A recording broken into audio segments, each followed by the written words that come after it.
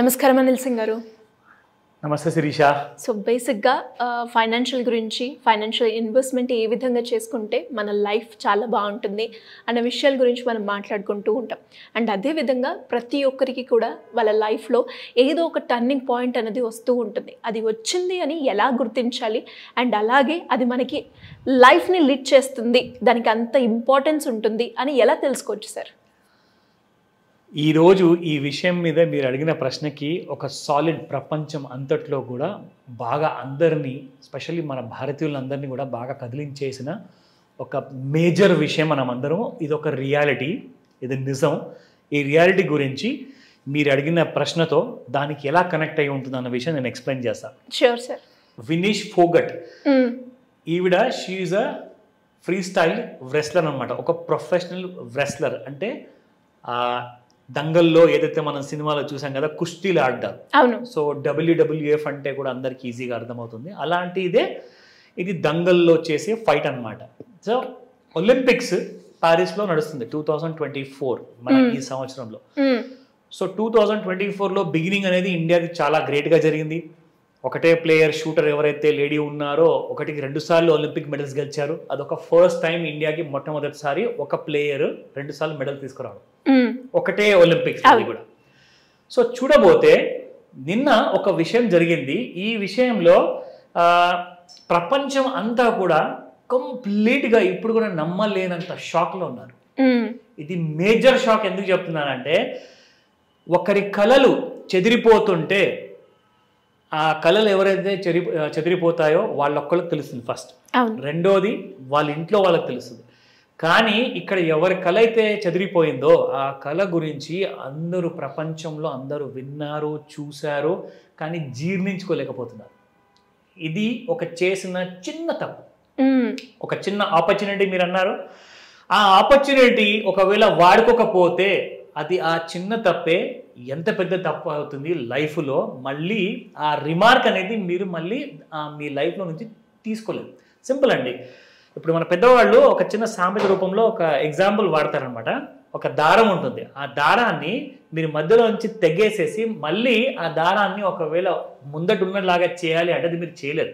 ఏం చేయాలి? అప్పుడు ముడి వేసుకోవాల్సి వస్తుంది. సో ఆ ముడి ఎప్పుడైతే పడుతుందో లైఫ్లో ఆ ముడి అనేది మళ్ళీ జీవితంలో ఎప్పుడు పోదు. ఆ ముడి అనేది ఎప్పటికి ఉండిపోతుంది.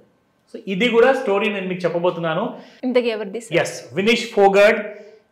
ఈవిడే ఇందాక నేను చెప్పినట్టుగా ప్రపంచం అంతట్లో మీ అందరికీ చూపిస్తాను. ఇన్ఫ్యాక్ట్ ఇది ఇవాల్టి పేపర్ హెడ్లైన్స్. ఆవిడ స్టోరీ అసలు మీరు అంటుంటే సార్, ఇప్పుడు ఆ పేరు చెప్పంగానే నేనే కాదు ప్రపంచంలో అందరూ కూడా పెద్ద పెద్ద వాళ్ళు, ఈవెన్ ప్రైమ్ మినిస్టర్ గారు కూడా ఆవిడకి కమెంట్ చేయడం జరిగింది. నిజంగా ఆవిడ ఇప్పుడున్న మానసిక పరిస్థితి మాత్రం చాలా దారుణంగా ఉంటుంది. బికాస్ అంత స్ట్రగుల్ అయ్యి అలా రావడం ఎక్స్ట్రీమ్లీ డిసప్పాయింటింగ్. అంటే ఒక చిన్న తప్పు. అంటే మనం కూడా లైఫ్లో ఏదన్నా ఆలోచించినప్పుడు ఒక పెద్ద విషయం కానివ్వండి, చిన్న విషయం కానీ, అసలు ఎలా జరిగింది సార్, అసలు ఏంటి ఆ స్టోరీ, ఎగ్జాక్ట్లీ అది ఎలా ఆలస్యం జరిగింది, అందులో ఎలాంటి కైండ్ ఆఫ్ తప్పు జరిగింది నేను చూపిస్తా. ఇక్కడ మనందరూ చూడడానికి ఇక్కడ ఒక విషయం చూపించాలి. న్యూస్ పేపర్లో వచ్చిన హెడ్లైన్స్లో 100 grams అంటే ఎంతండి? 100 గ్రాములు. మన తెలుగులో మనకు తెలుసు, లైక్ 100 గ్రాములు పసుపు కానివ్వండి, ఒక 100 గ్రాములు ఏదైనా చిన్న వస్తువు కానివ్వండి మనం తీసుకుంటాం. 10 గ్రాముల బంగారం తీసుకుంటాము, 100 గ్రాములు కూడా తీసుకుంటారు. సో 100 గ్రాములు చూడబోతే ఒక చాలా చిన్న వెయిట్ అనమాట. Crush a billion hopes, turn dream of gold to dust. దీని అర్థం ఏంటంటే, మన దగ్గర 140 కోట్ల జనాభా భారతదేశంలో, అండ్ భారతీయులు ప్రపంచం మొత్తంలో చాలామంది ఉన్నారు, కొన్ని లక్షలాది మంది ఉన్నారు. వాళ్ళ అందరి హోప్స్ కూడా ఈవిడ ఒక్క తెలియకుండా చేసిన తప్పు వల్ల భారతదేశంలో ఏదైతే నమ్మకం ఉండిందో ఈ అమ్మాయి మన భారతదేశానికి ప్రయత్నించేసి ఒక గోల్డ్ మెడల్ తెస్తుంది కదా అనుకున్నప్పుడు సడన్గా ఒక తప్పు జరిగింది. అదేదో మీకు చెప్తా. Let us go one by one. So Vineesh exceeds wait limit and is disqualified. అది ఎలా జరిగింది? వినీష్ ఫోగట్ గురించి నేను మీకు మళ్ళీ ఒకసారి ఇంపార్టెంట్ విషయం చెప్పాలి. ఈవిడ ఒక free style wrestler, professional wrestler అనమాట. అంటే నేను ఇందాక మీకు చెప్పినట్లుగా లైక్ షీఈ్ అ ఫైటర్ అనమాట బేసిక్గా. సో ఈ రెస్లింగ్ ఏంటంటే ఫ్రీ స్టైల్ ఉంటుంది. ఎలా కావాలంటే అలాగా మీరు ఒక ప్లేయర్ని చితగొట్టచ్చు. అందులో ఈవిడ సెమీఫైనల్ గెలుచుకుంది, ఫైనల్స్కి వెళ్ళాలి. ఏం జరిగింది చెప్తా. మార్నింగ్ 7:30కి ప్యారిస్ టైం, అది ఇండియా టైం కాదు, అక్కడ ప్యారిస్లో మార్నింగ్ 7:30కి ఆవిడ ఫస్ట్ వెయిట్ ఇన్ చేసింది. అప్పుడు చూసుకుంటే 49.9 kg, అంటే 49 kgల 900 గ్రాములు ఉంది. అంటే ఆమె ఫైట్ చేస్తున్న గేమ్లో 50 kgల వెయిట్ ఉంటే అప్పుడు ఆమె వెళ్ళి ఫైట్ చేయొచ్చు అనమాట. సో అంతకన్నా ఎక్కువ ఉంటే డిస్క్వాలిఫై. ఎగ్జాక్ట్లీ. సో ఏం జరిగిందో చెప్తా. ఆ రోజున ఏం చేసింది ఈవిడ, అక్కడ ఒక స్మాల్ మీల్ తీసుకున్నారు, అంటే ఒక రైస్ కానివ్వండి ఆర్ రోటీ కానివ్వండి ఏదో ఒకటి తీసుకున్నారు. దాంతోపాటే చిన్న చిన్న స్నాక్స్ తీసుకున్నారు. టు సస్టైన్ 3 hour బౌట్స్, అంటే 3 గంటలు ఒక్కొక్కసారి ఫైట్ నడుస్తుంది అనమాట, 3 గంటల వరకు కూడా. అండ్ అది ప్రాక్టీస్లో కానివ్వండి, నిజంగానే కానివ్వండి, నిజంగా చేసేటప్పుడైతే 3 గంటలు జనరల్ నడవదు, బట్ 3 గంటల వరకు కూడా మనం రెడీగా ఉండాలి, ప్రిపేర్ అయి ఉండాలని దానికోసం she had some meals and snacks. ఇప్పుడు ఏం జరిగింది చూడండి, సడన్గా ఆవిడ వెయిట్ 53 kgలకు పెరిగింది. ఓకే, అంటే ఇప్పుడు డిస్క్వాలిఫై. ఎగ్జాక్ట్లీ చెప్తా, అక్కడికే వస్తున్నా. నా ఇప్పుడు 50 kg దాటారు కాబట్టి డిస్క్వాలిఫైడ్. కానీ డిస్క్వాలిఫైడ్ కాకుండా ఉండాలి అన్న దానికి ఒక స్ట్రాటజీ ఉందన్నమాట. ఆ స్ట్రాటజీని ఇమ్మీడియట్గా అసలు అమలు చేయడం మొదలుపెట్టారు. ఏం చేశారో చెప్తా. నా Vinesh wins the match against Cuban. ఆ గేమర్ నుంచి 50 kg దాంట్లో ఫైనల్కి వెళ్ళడానికి రెడీ అయిపోయారు, సెమీఫైనల్ గెలిచారు. ఇక్కడ చూస్తే becoming the first Indian female wrestler to reach stage at Olympics. ఈవిడ భారతదేశం నుంచే కాదు, మొత్తం ప్రపంచంలో మొట్టమొదటి ఆవిడ అనమాట. She has become the first women to go to the finals. ఇక్కడ ఏం జరిగిందంటే సపోర్ట్ స్టాఫ్ సడన్ గా వినీష్ గారి వెయిట్ చూసుకుంటే 52 kgల 700 గ్రామ్కి పెరిగిపోయింది.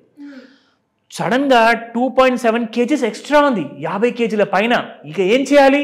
What is the last resort? ఇమ్మీడియట్గా ఏం చేశారంటే 9:30 PM ఆన్వర్డ్స్, మంగళవారం రోజున రాత్రికి 9:30కి ఏం చేశారంటే ఇమ్మీడియట్గా ఆవిడని ఏం చేశారంటే ఇక్కడ చూడండి 50 kg before the second weigh in at 7:30 morning. రెండో రోజు పొద్దున 7:30కి ఈవిడ వెయిట్ని మళ్ళీ ఒలింపిక్ స్టాఫ్ వాళ్ళందరూ వచ్చి చెక్ చేస్తారు.